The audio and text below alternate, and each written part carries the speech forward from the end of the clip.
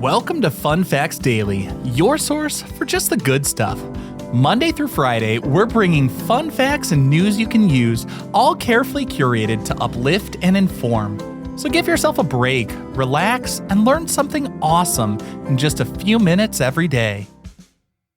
Hi everyone, I'm Kyle Wood. Now, since Halloween's coming up in just a few days, I thought it'd be fun to do some spooky episodes this week, and today we're going to be learning about vampires.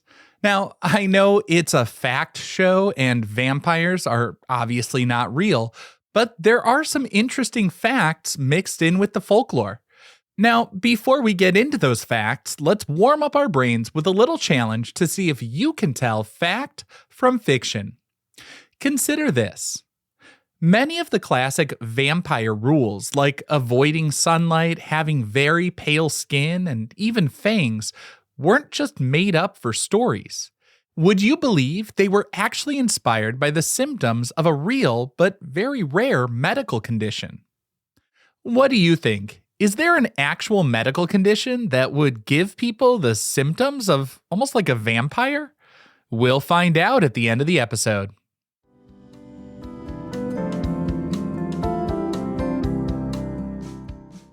Now for your word of the day. Today's word is sanguine. That's S-A-N-G-U-I-N-E. Sanguine is an adjective with two main meanings. The first and more old-fashioned meaning is blood red. You could say the sunset was a sanguine color. The second, more common meaning today is optimistic or positive, especially in a difficult situation. If someone is cheerful and confident about the future, you could describe them as having a sanguine personality. So, how did we get from blood to cheerful? The answer actually comes from ancient history. The word comes from Latin sanguis, which simply means blood.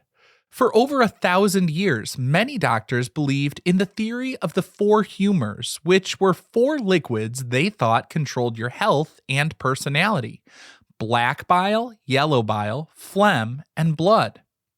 It was believed that a person who had an abundance of blood, or a sanguine humor, was naturally energetic, cheerful, and rosy-cheeked.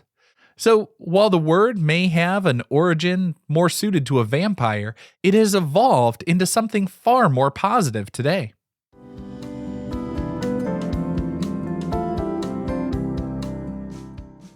Time for your daily high five, our top 5 fun facts about vampires. Number 1. The famous Count Dracula wasn't the first major vampire in popular fiction. When most of us think of a vampire, we picture Count Dracula, the character created by Bram Stoker in his 1897 novel. But Dracula wasn't the first vampire to capture the public's imagination. That honor belongs to a character from a novel that actually inspired Stoker. In 1872, 25 years before Dracula was published, the Irish author Sheridan Le Fanu wrote a novella called Carmilla. It's a spooky story about a young woman who is befriended by a mysterious, charming girl named Carmilla, who turns out to be a vampire. Carmilla was a huge hit and established many of the rules of vampire lore that Stoker would later use, like sleeping in a coffin, turning into an animal, in this case a giant cat, and being a noble, aristocratic figure. Number 2. There actually are real vampire bats. There are actually 3 species of, quote, vampire bats, and they all live in Central and South America. But don't worry, they're tiny. The most common species has a wingspan of only about 7 inches and weighs less than 2 ounces. They don't land on people and bite their necks. They typically land on the ground and walk or hop up to their sleeping prey, which is usually a cow, a horse, or a large bird. They also don't suck blood. Their teeth are razor sharp, and they use them to make tiny, quick incisions, almost like a paper cut. Then they simply lap up a small amount of blood that trickles out, which is usually about a tablespoon's worth. Their saliva contains a special protein, which scientists actually named Draculin, that stops the blood from clotting so they can drink it easily. They're so stealthy that the sleeping animal often doesn't even wake up. Number 3. The word vampire is actually a fairly new addition to the English language. While myths of blood-drinking, shadowy creatures have existed in almost every culture for thousands of years, the specific word vampire is much younger, at least in English.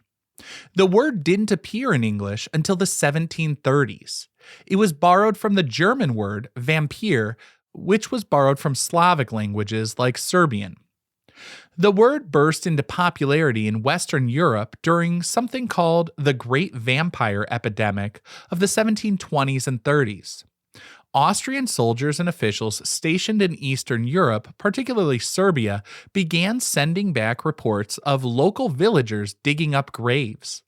They were doing this because they believed recently deceased people were rising from the dead to bother the living. These official reports were published in newspapers, creating a massive sensation and introducing the word vampire to the rest of the world. Number 4.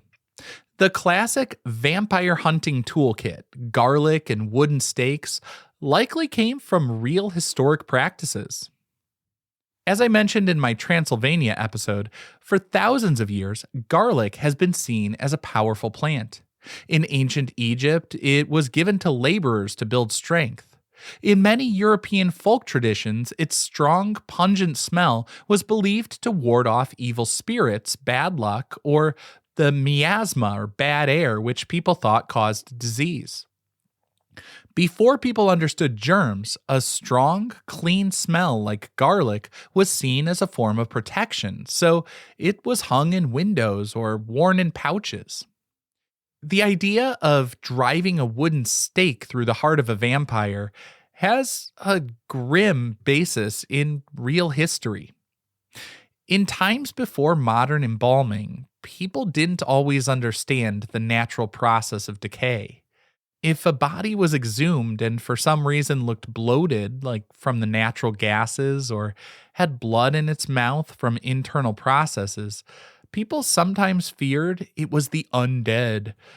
They would drive a stake through the body, not to kill it, but to actually pin it down to the ground so it couldn't physically rise from the grave. And our fifth and final fun fact for today: Count Dracula holds a world record for being the most portrayed literary character in film history. Bram Stoker's creation isn't just a famous monster, he's a true pop culture superstar. According to Guinness World Records, Count Dracula has made more appearances in film, TV, and other media than any other literary character. He's appeared in over 500 different films and shows since his official appearance in the 1922 silent film Nosferatu. Now, for clarity, I should point out that Sherlock Holmes is also a very widely adapted literary character. The distinction is Dracula has made more appearances in television and films, but Sherlock Holmes holds a separate record of being the most portrayed human literary character, having been played by over 250 different actors. So Sherlock holds the record for most actors playing the part, but Count Dracula holds the record for the most filmed fictional character in history.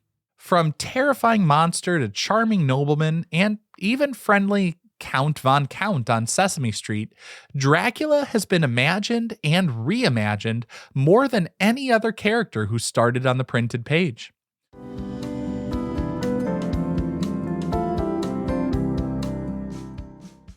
Now for some news you can use. Since we learned garlic is a key part of vampire folklore, and it's actually good to have in your diet because it can be associated with lower blood pressure, lower cholesterol, and a whole host of other health benefits, here's a tip to plant and grow your own garlic. You actually want to plant garlic in the fall for harvest the following summer, so now is the perfect time. The trick is to buy a head of garlic from the grocery store or garden center and break it apart into individual cloves. You don't even need to peel them. You plant each clove individually, about 2 inches deep, with the pointy end facing up toward the sky and the flat root end facing down. Space them about 6 inches apart, cover them with soil, and a layer of mulch like straw or leaves. Then just leave them. Garlic needs the cold winter weather to know it's time to sprout in the spring. It's extremely easy and rewarding to grow, and by next summer, you'll have your very own fresh garlic all ready to harvest.